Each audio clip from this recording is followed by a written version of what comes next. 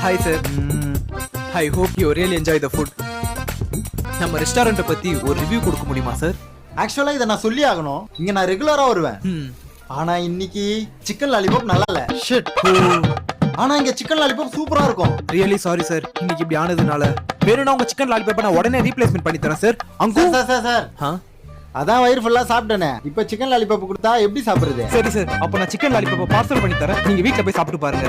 அட வேணாம் விடுங்க சார். வேணும்னா ஒன்று பண்ணலாம் சார். நீங்க சாப்பிட்ட இந்த சிக்கன் லாலிபாப்புக்கு பில் பே பண்ண வேணாம். அட விடுங்க சார், நீங்க வேற. சரி சார், நீங்க நெக்ஸ்ட் டைம் நம்ம ரெஸ்டாரண்ட் வரும்போது உங்களோட என்டையர் பில் நாங்க பாத்துக்கிறோம் சார். சார் இப்போ இதெல்லாம் பண்ணி என்ன ஆக போகுது? என்னோட எக்ஸ்பீரியன்ஸ் தான் வேஸ்டா போச்சு.